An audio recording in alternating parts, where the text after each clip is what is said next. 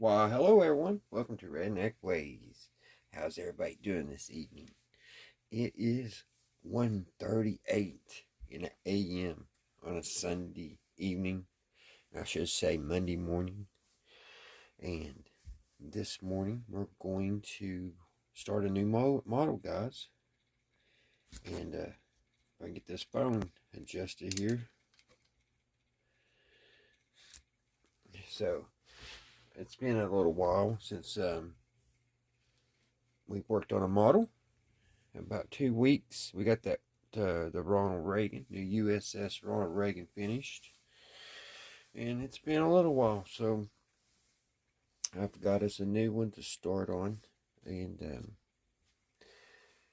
I think it's going to be pretty interesting. It's going to be a fun build. So grab you a little snack and relax, and if you're laying down getting ready to go to sleep and you're trying to find a video to fall asleep to, this is probably a good one.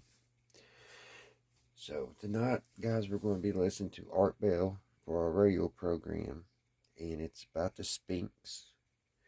And our Matchbox car for this episode is, it's really not a Matchbox, but not the brand, but our little car, I should say, is this Studebaker. This 1950 Studebaker TR truck, and it's Pez. Really nice packaging, really well detailed. My psychologist loves this, loves Pez. He collects Pez's and dispensers, and yeah, I'm going to give this to him as a gift. So I just dropped it. I think he will appreciate it very much so. So, alright guys, today our model is going to be, like I said, we're going to start a brand new one. And it is this right here, 1941 Plymouth. I mean, just look at that, guys. Now, this can be two different options of color. It could be this black and yellow, which I'm really wanting to go for it. I know it's going to be probably aggravating to do it, but I really like that. But also like just the red with the white Coca-Cola emblem. So, I don't know. What do you think, guys? Should we go with this or the red? I really want to do that. So let's get her opened up, guys. This would be the first model on our channel, on this channel, that's brand spanking new, still in a saran wrap. All the other ones were like this one here. They're older models. It's 1932 Ford. You know, the saran wrap's been taken off it a long time ago, but all the pieces are here. So, you know, it's kind of, I know these don't hold much value, but sometimes it's hard for me to work these older models. You know, I kind of just want to keep them like they are. I know it probably sounds kind of silly to some, but I don't know what it is, but it's like this one here. This one was a 1976 model, and it's never been touched. Just the saran wrap's been taken off of it. This one says it's made in USA. So I don't know where this model says it was made. I say it wasn't in the USA. 5 round 2.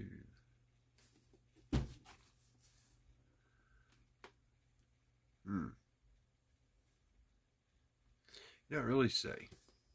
If I stumble on it here in a little while, I'll let you know. So let's open her up, guys. I hope the lighting's okay. Actually, guys, I've got to put a load of towels, or not towels, but my clothes for work in the morning in the dryer. So let me do that real quick, and I'll be right back. And then we'll get our radio program going, Art Bell, and hopefully the dryer won't interfere too much. And also, guys, if you all watches my other stuff I do, I was building stuff in the garage today or yesterday, and the first part of the film was perfect, and then all of a sudden something happened and it started glitching. I've never ever had that problem before, and when I was editing, I didn't go all the way through. I just checked the first 15-20 minutes and it was fine, so I uploaded. So I'm going to leave that video up for a little while, probably 1 or 2 days, and then I'll just have to take it down. It's a real glitchy right there in the right in the middle. So, all right, guys, let me get what I gotta get done real quick, and we'll get started. And looking at this, I don't know how much we'll get done tonight. We'll look at the instructions and stuff, and we may glue 1 or 2 pieces in since it's so late. My guest, Graham Hancock. All right, guys, I'm by great waves of popular demand and a U.S. tour, and I guess a quick trip to Japan. Graham is back, and I suspect that we have him this evening because his time zones probably are as fouled as time zones can get. Once you do enough flying, it all mixes together after a while. He is author of Fingerprints of the Gods, The Message of the Sphinx. It is an area of great fascination to many people. Let me give you the call-in numbers, because tonight it's your turn. Graham Hancock. Hi, Graham. Hi, Art. How you doing? Oh, great. Welcome to the program. Where are you now? Washington, D.C. Washington, D.C. Recovering from a 13-hour flight from Tokyo, Japan, as you rightly observed. Yeah. And I must say, these long flights really are. It does make you begin to realize that we really do live on a planet, and that it revolves as you fly into and out of darkness. That's right. You see the curvature of the earth beneath you, and how small and how precious it all is, and how we are affected incredibly by the rhythms of life on this planet. How are your rhythms? Are you? Well, I'm not quite sure when I am or where I am, but I feel pretty good. Well, your U.S. book tour was a smashing success, was it not? It went very, very well, and in fact I was in Japan. Let's kind of look for at the the same parts reason. together, guys. Fingerprints of the Gods was published in Japan 3 months ago, and it's just been an extraordinary success there. In fact, when I arrived, they announced that they'd sold 750,000 copies, 750,000 copies in 3 months. Oh my gosh! It's just gone completely crazy in Japan, and I was very excited by the visit. They're very, to my surprise, they're very open-minded and welcoming people, and I had a great time there. Graham, that's a good Here's those question. Coke bottles Why they do was you talking think about. that this whole genre of Little tiny investigation, Coke this whole bottles. area has gone so Crates. absolutely crazy. I mean, it just is exploding. There's the all over the windshield. world, not just here in the U.S. That's right. It's a universal phenomenon. It's happening everywhere, and I think that what it is that people are waking up everywhere to the big question, getting less Here's the focused car. on It's in yellow. day-by-day issues, and asking themselves very, very large questions about who we are and why we are here, and what is and it sounds like the ultimate cliche, but what is the meaning of life? What is it all for?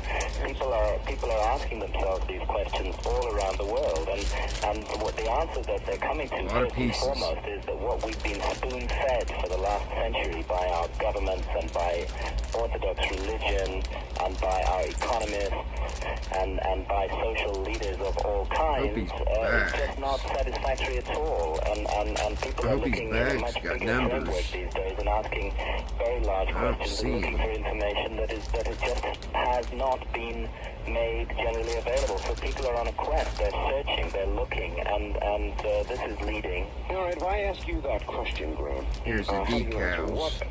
That's the biggie. What is the meaning of life? A lot of Coca-Cola stuff in there. Well, I'll tell you what I think it is. To the best that I can say, I think it's a mystery. Finally, I think life is a spiritual mystery. I didn't think this 10 or 15 years ago. I really did think that we were just a kind of chemical accident, a fairly unfortunate chemical accident at that. Let's look these instructions over, guys. I've completely changed my view on all of these issues, and I think that we're involved in a very, very mysterious process that has to do with perfecting and equipping ourselves, preparing ourselves for something bigger and something beyond. I've come to regard life as an extraordinary opportunity to learn and to grow and to develop. And I don't think that anything that we learn, any experience that we encounter, any challenge that we overcome is wasted. I think it's all part of something that we add to ourselves as we go along. And I think that every time we take refuge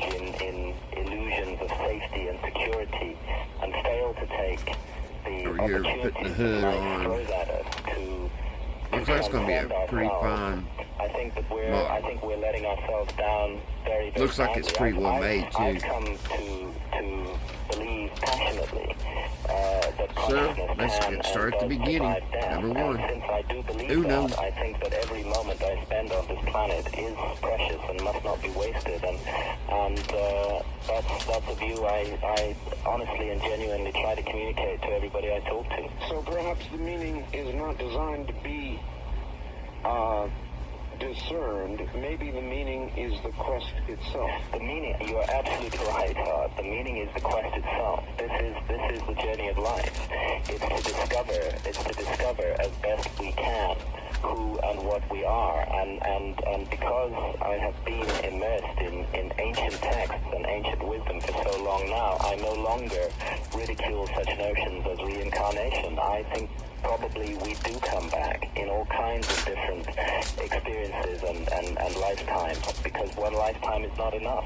There's a continual process of learning and growing and developing, and all the ancient religions say that eventually we reach a moment when we do transcend. And for the ancient Egyptians, the ultimate objective was to become a star. Imagine that, become a star, become a sun in the sky, distributing life throughout the universe, full of light and warmth and altruism.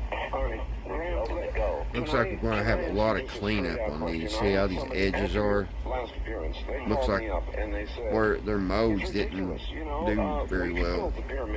Not very much. See all this? Could not build the pyramids, or could not have then built the pyramids. What is the best evidence? So we got to get these two off. These are the engine. We haven't built the pyramids, nor anything like them. We've built temporary, ugly, meaningless pieces of architecture all around the world that are not connected to any powerful spiritual force. You see, the pyramids, the three great pyramids of Egypt and the Great Sphinx, are much, much more than just three massive buildings.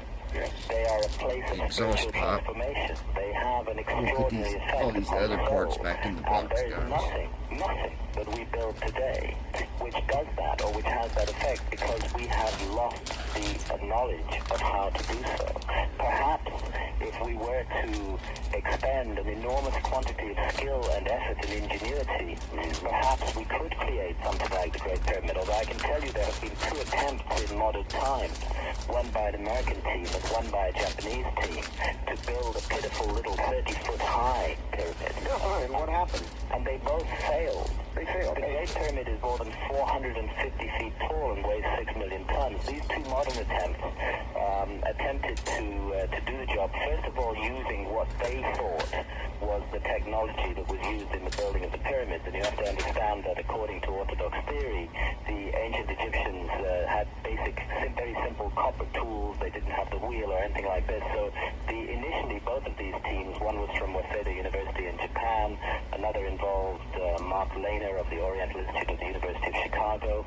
They tried to do the job with simple tools, and they really the Japanese attempt was a total disaster. And Mark Lehner and his team managed to build 1/3 of their pitiful little 30-foot tall pyramid before Let me see if I can get the lot on, both of these attempts demonstrated. The Japanese actually had to give up using so-called ancient technology and started trying to use cranes, and even There we failed. go. Sorry about that. I It was wasn't paying attention. Laughable joke, and it shows that we don't actually even have the technical ability to do that job with that perfection on that scale. But the technical ability to me is much less interesting than the spiritual effect of these monuments. How could they have done it, Graham?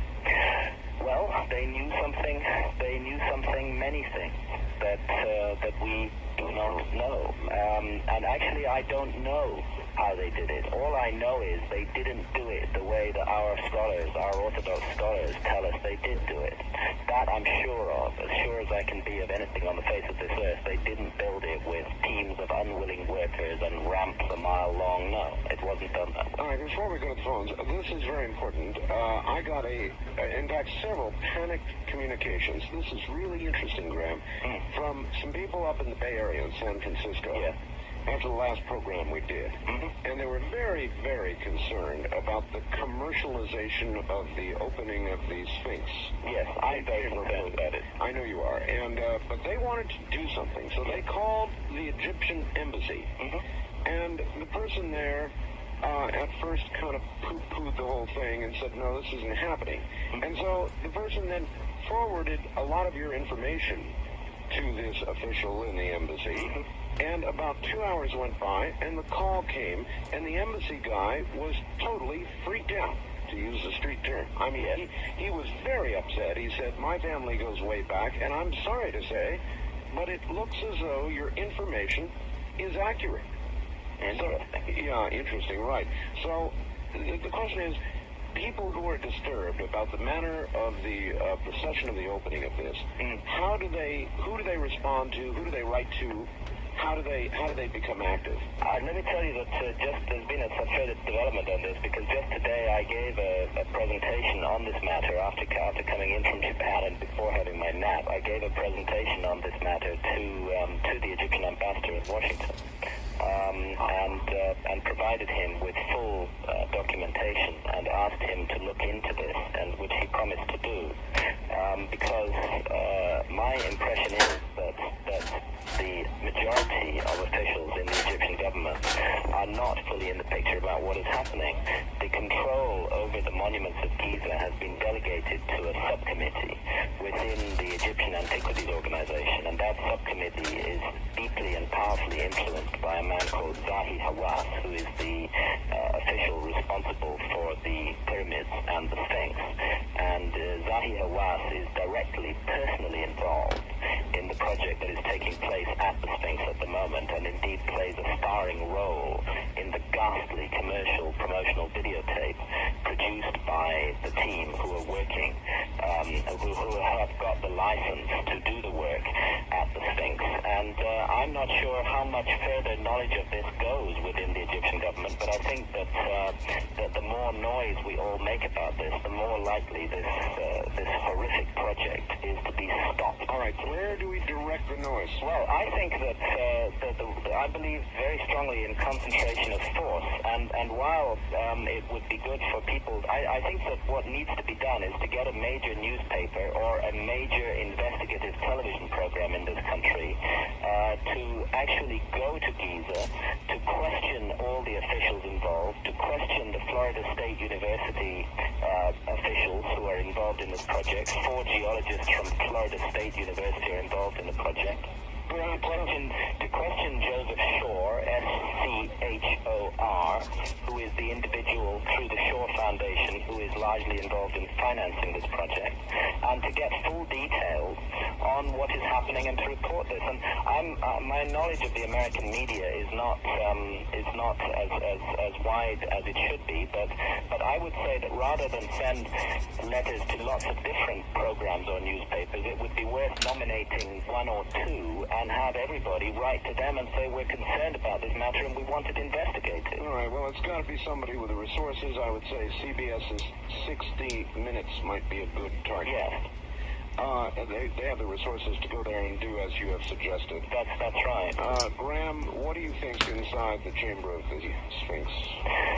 Well, curiously enough, and I can only report this anecdotally without being able to tell you that it is definitely fact. We've had a leak of information from one of the people involved in the team working at the Sphinx. Oh. And that leak of information, and I repeat, I cannot confirm that this is definitely the case, but it is interesting because it's from one of the people who has been working at the Sphinx with this team in the last couple of months, using ground-penetrating radar and seismic equipment. And that leak of information says that they have found 9 underground chambers and that metallic objects have been identified in all of those 9 chambers. No kidding. Mm-hmm. That's the information that I was given. How good do you think that information is? I think it's pretty good. I think that it's the genuine article. 9 underground chambers, and they've located which are they? According to their remote sensing equipment, these chambers contain metallic objects. Is the equipment sensitive enough to discern the nature at all? I know nothing more beyond what I've told you just now. This was a leak of information. People who are working on this project are supposed to be sworn to secrecy and not to tell anybody anything about it. But this is the leak that we received. Wow, that's some leak. Yes, it is. Particularly since if we examine the ancient Egyptian traditions concerning the quote-unquote Hall of Records, concerning the secrets, the great secret of the gods that they say is concealed at Giza, it speaks of books, documents, records going back to the time of the gods, and it says that this record chamber is guarded by metal statues of curious or strange abilities. On that note, we're at the bottom of the hour. We're going to come back and take calls. Holy mackerel. Boy, am I glad we had Graham back. That's some leak, isn't it? We'll be back with Graham Hancock, author of Fingerprints of the Gods and more in a moment. This is CBC. Big fan of cats. Somebody sent this one line to me that has stuck with me all day today that I absolutely love. It simply says, "Hi, Art. Thousands of years ago, Egyptians worshipped cats as gods. Cats have never forgotten this." That's it. Is that true, by the way? Did they worship cats as gods, Graham? No. I think that there's a grave misunderstanding of the nature of Egyptian religion, and this has partly been spread by our Egyptologists who make it their business to try to trivialize as much as possible this extraordinary ancient civilization. Everything about ancient Egyptian religion is symbolic. It's symbolism, and they use symbolism at several different levels of meaning, and all the animal figures, the animal masks which we see in Egyptian reliefs have symbolic functions, and often these symbolic functions at root are astronomical. The feline symbolism in Egypt is, we're quite sure, is associated with the constellation of Leo, the lion constellation, and represents that constellation and the way that that constellation marks a particular age or epoch. And we find that same symbolism expressed in the Great Sphinx, which is a lion-bodied monument. If we were able, if Graham Hancock were standing at the door, that first door leading to the first chamber beneath the Sphinx, and you were able to go through it, would you have trepidation, or would you march right through? No, I would have immense trepidation about going through it. These places are not meant to be marched into. I do think that they were meant to be found. But I think that what is required is a period of preparation, of careful preparation. And that's one of the reasons, amongst many, why I think that the project currently granted a license by the Egyptian Antiquities Organization at the Sphinx must be stopped forthwith, and the license must be withdrawn, while proper consideration is given to how this matter should be followed up. I do definitely believe that these chambers should be opened. I think, however, that the question of exactly which teams open them and under what circumstances they are opened should be very, very carefully weighed up and considered by the Egyptian authorities, and others internationally should have a very direct input into this, because the pyramids and the Sphinx are a legacy of all of mankind. And one of the things we should consider is what the ancient texts say about the sanctity and significance of these chambers, and about the state of mind of those who enter them. All right. What can you imagine might be there? In other words, maps, machines, religious literature, legacy of mankind type literature. What?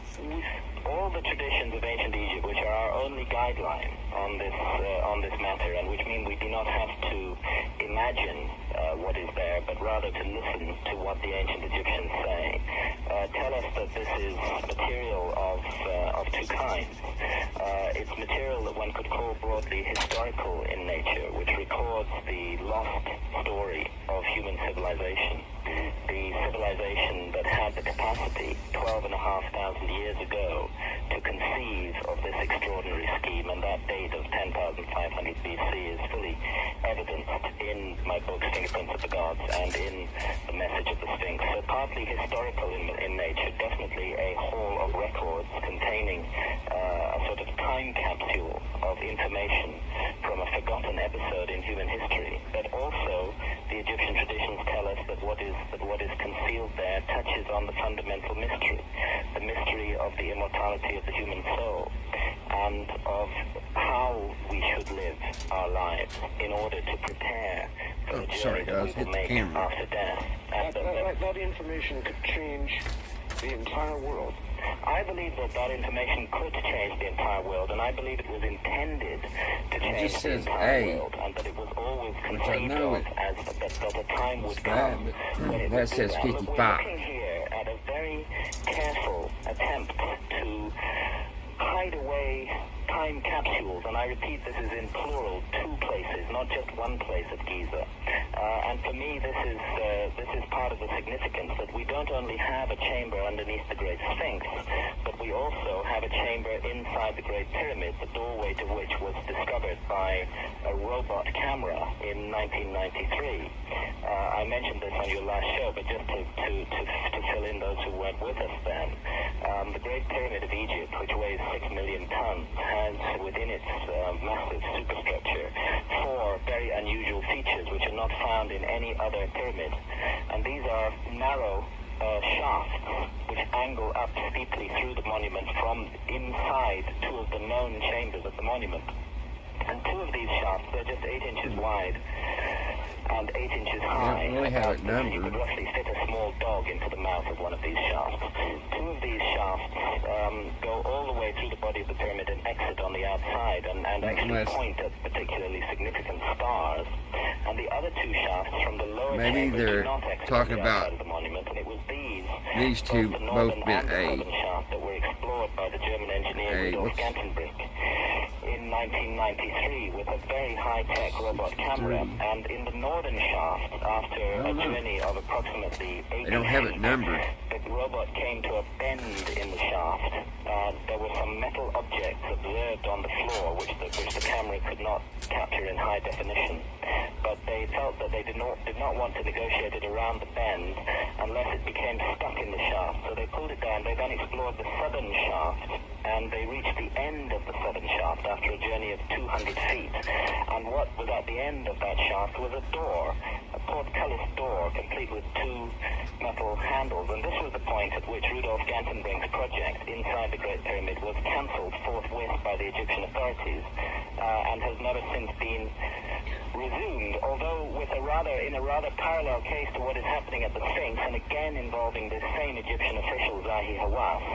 An announcement has been made that a Canadian team will be involved in opening that door later this year, and again there are signs of some sort of ghastly commercial enterprise surrounding this project as well. Now, if you were the survivors, let's just look at this theoretically. If you were the survivors of a lost civilization, of a civilization that was destroyed in the enormous cataclysm that brought the last ice age to an end, and a great civilization, I believe, and one with a high spiritual knowledge and purpose, if you had survived, if you were amongst the few survivors, and you had precious knowledge that you wished to pass down to the future, and you would be far-sighted enough to know that mankind would revert to barbarism, and that there would be a time of terrible darkness, perhaps for thousands of years, before humanity again reached a level where it could use this information, you would hide it away very, very, very carefully, but you would provide clues that would enable people eventually to find it. And I think that that's what we're looking at on the Giza Plateau in Egypt. We're looking at the clues that lead to specific locations. That shaft which led to that doorway was always a clue. The opening of that shaft was sealed until 1872. The last 5 inches of stone over the mouth of that shaft had been left deliberately in place, and if you walked into that to the lower chamber in the Great Pyramid before 1872, you would just have seen blank walls. But a very enterprising engineer went around those walls one day, tapping with a hammer, and found 2 hollow-sounding points, and he chopped those through with a chisel, and lo and behold, there were the mouths of these 2 shafts ascending up at steep angles into the body of the pyramid. Right. In these shafts, as I say, that Went these together really discoveries were good. made in 1993, and I think the builders of that Back here in monument the back, though, always intended them to be they've got a found, gap. but did not intend them to be found by barbarians who would not know what to do with the knowledge hidden there. I have to Well, fill I'm that not in. sure what that says about our present state of social affairs, but Graham, you mentioned hints. Are there any hints about when these things should be found? I mean, is there any text, anything that tells us the timeline when these things should be found? There is a curious suggestion of this. And you would think they would have made that a lot tighter. That's just, into the entire that ancient is Egyptian sloppy. system of knowledge, and this is connected to the changing patterns of the stars and the great cycle right. It's of sitting the really good. constellation of Orion, which, That like all intake. the stars in the sky, changes its positions over a I'll just fill that in, 26,000 guys. year cycle, and the effect of this change in position is to cause its altitude above the horizon to continuously rise for 13,000 years, then to fall for 13,000 years, then to rise again for 13,000 years. And if we go back to the beginning of that cycle, we find ourselves in the period when these monuments, when this incredible site was originally conceived, which I'm absolutely adamantly certain is the epoch of 10,500 BC, and it is now a simple astronomical fact that we're at the end of the current cycle. We're at the highest altitude, whereas at that time the stars were at the lowest altitude. We were then at the first time of Orion Osiris, and we are now at the last time, what would be in astronomical terms literally the last of days.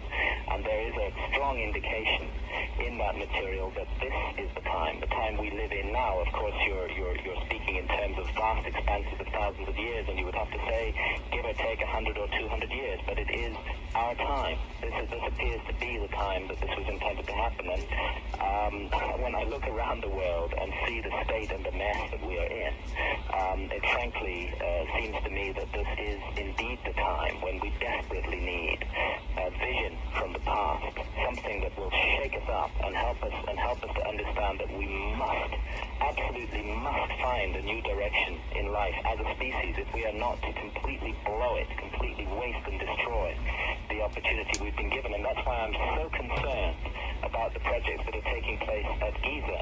I'm concerned with the secrecy surrounding these projects, and I'm concerned that objects could actually be removed from those chambers and it could be taken away without the rest of us knowing anything about it whatsoever.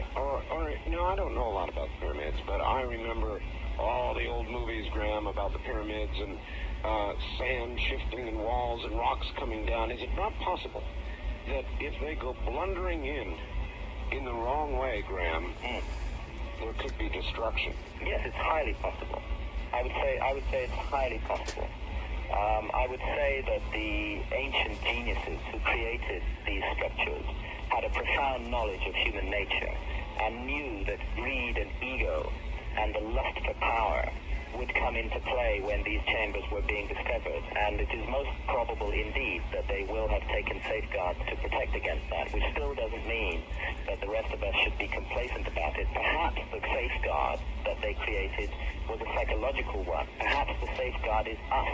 Perhaps it's up to us. Perhaps it's up to the world community to assert definitely that these monuments are a legacy of the whole of mankind, and that the research and the projects that are taking place at them cannot be monopolized in secret by a few wealthy and powerful individuals. Perhaps that's the safeguard. Perhaps it's awakening human knowledge which will protect these chambers ultimately. All right. One quick question, then we've got to go to the phones. Here it is. My question to Mr. Hancock is my facts.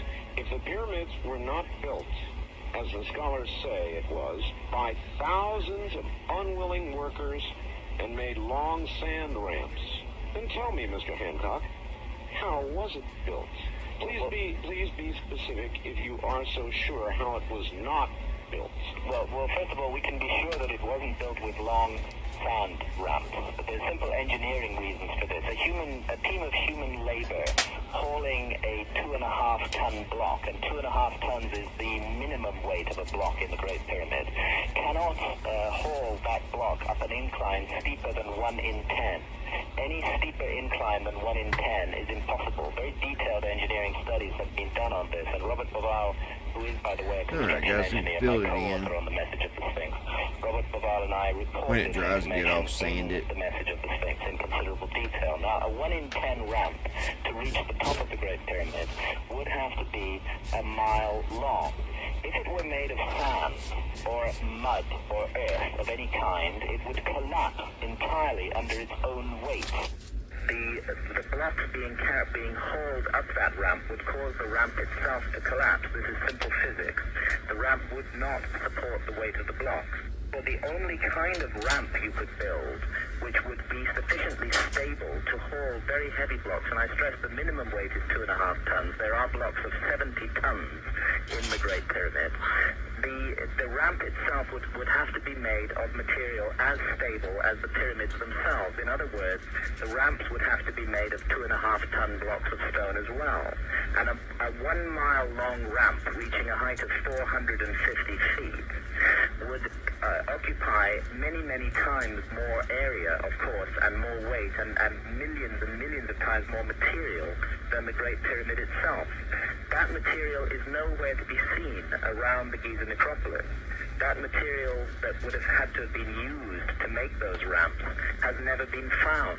Dan Graham, can you conceive of how it was done? Or is the answer that is part of the mystery? For me, that is part of the mystery, but I think it's clear that we are looking at a lost technology or a lost form of human knowledge. I pay attention to the many ancient Egyptian traditions that speak of priests using a kind of focused energy of the mind that they called hekau, which we primitively translate as magic, using focused energy of the mind to lift blocks of stone off the ground without effort, literally a levitation of the blocks of stone. I don't want to sound like some crazy, but we are so rooted and grounded in our materialistic conception of how things can be done. Our society has conditioned us like slaves ourselves to think that difficult tasks can only be accomplished by technology, and we fail to realize that we may not be using untapped capacities of the human mind. We may have the capacity as a species to do the most wonderful and extraordinary things, to achieve almost anything we can imagine, but we've got so fixed and locked into the technological way of thinking that we always look for a technological explanation. And that's why, since we know that there is no evidence, there's no surviving evidence of a high technology from the period of 2500 BC, we therefore go along with the Egyptologists when they come up with these ludicrous theories about slaves and ramps. Then, Graham, isn't it possible that once this is opened and it is realized that mankind has been, in effect, going entirely in the wrong direction, in the technological direction, when there was all the while another direction we should have or could have been going in, it will explode everything. Yes, that's why this material is in fact so subversive, and why there is such hostility and opposition to it by established authorities. Because this material questions the entire foundations of modern society, and it questions the entire ethic and philosophy of modern society, which has sought the whole ethic of our society seeks to persuade us that we are nothing more than material beings, and that we must define ourselves entirely in material terms and in technological terms, and in terms of the objects that we possess. And so insidious and dark and ugly is this philosophy of modern society that we even come to regard other human beings as objects, and we're prepared to visit mass destruction on them without the blink of an eye. People use the bodies of other human beings as though they are objects to be traded. There was a case in England recently of two men who murdered a small child. They used his body and then murdered him and disposed of the body without a second thought, without a qualm, without a conscience. Monsters like that are the creation of our society. It's happening all over the world, Graham. Yes, it's happening all over the world, and thank God something else is happening all over the world as well, which is that people are waking up to the other side of our character, to the possibility that we are capable of transcending ourselves, that we have something wonderful within us, something divine as well as something dark, and that we can reach that. But if we stay locked in the mindset of the late 20th century, locked in the mindset of technology and objects, and fail to realize our spiritual potential, then it's going to be a terrible loss. So I think we're at a crucial, critical turning point in the life of mankind. Is it possible, Graham, very quickly, because we're coming to the top of the hour, we never did get calls, is it possible that we will miss it, that Orion will come and go, and mankind will not get to this information, and or worse yet, lose it? Yes, I think it's entirely possible that we will miss it. I think it's entirely possible that we will miss this window of opportunity that exists at the moment. All right, I promise. Think it's very possible, but I also think it's possible that we can seize the opportunity. All right, I promise we go to the phones. Relax, Graham. We'll be back to you. That hour just went. Graham Hancock is my guest. You're listening to CBC, where Southern California comes to talk. D.C. once again, Graham Hancock. Graham, if you could answer one quick question, then to the calls. It's a fax from Torrance, California. Would you please ask Graham about a tool that Moses used to write the Ten Commandments? In his book, The Sign and Seal, he says that Moses went into the clouds on Mount Ararat. When he returned after using this tool, he had to cover his face. Was this some sort of powered tool? How was it powered? Was it a laser? What could it have been? Yes, thank you for that for that question. It was while I was writing The Sign and the Seal, which is my quest for the Lost Ark of the Covenant, that I first started to bump into these strange echoes of a kind of lost system of knowledge from long, long ago. Strange descriptions of objects and artifacts that seemed out of place in time and didn't fit with the orthodox view of history at that time. And actually, I think that the person who sent the fax is getting a couple of points that I made in The Sign and the Seal mixed up. There is a strange tool, I guess would be the word for it, that I refer to in The Sign of the Seal, which was known as the shamir, the stone that cuts rocks, or in some translations, the worm that cuts rocks. And this strange device was said to have cut through the hardest of rock without creating any friction or heat, that it was to have been soundless in operation, and to have had such a nature that it had to be kept in a lead container, that any other form of container would become dangerous because of it. And this strange object is said in ancient Judaic traditions to have been used in the construction of the Temple of Solomon in Jerusalem, because there was a prescription against using iron tools in the cutting of the ashlar blocks of the Temple of Solomon. And therefore it is said in many ancient Judaic traditions that the shamir was used instead, some kind of device that we don't understand, which was capable of cutting the hardest rocks. They said that it could engrave tiny letters onto jewels, Yes, it does sound like, I mean, if we look at it in terms of modern stuff, it sounds like some kind of laser. Like some kind of laser. Or with an energy source. Now, the other point that the person who sent the fax makes is right. The Bible tells us that Moses, in fact, went up Mount Sinai twice, 2 periods of 40 days. At the end of the first 40-day period, he came down supposedly with the 10 Commandments written on 2 tablets of stone by the finger of God, and he found the Israelites worshipping the golden calf, and the Bible says that he destroyed the 2 tablets of stone at that time. He then returned back up Mount Sinai, spent another 40-day period there, and came down with 2 more tablets of stone. And this time, when he came down, his face is reported to have glowed so horribly that all his followers were terrified, and that ever afterwards, until the end of his days, he had to wear a veil over his face. It sounds like he was bent. And when you listen to the descriptions of what went on at the top of Mount Sinai in the Bible and in extra biblical sources, it does sound very, very odd. And for me, the answer to this, and it was really the research I was doing on that led me to the research of fingerprints of the gods, and from there to the message of the Sphinx, because the background of Moses is the crucial issue. Moses grew up in the household of a pharaoh of Egypt. In fact, he was groomed as a potential pharaoh, and this means that he would have been initiated into all the high wisdom and knowledge of ancient Egypt.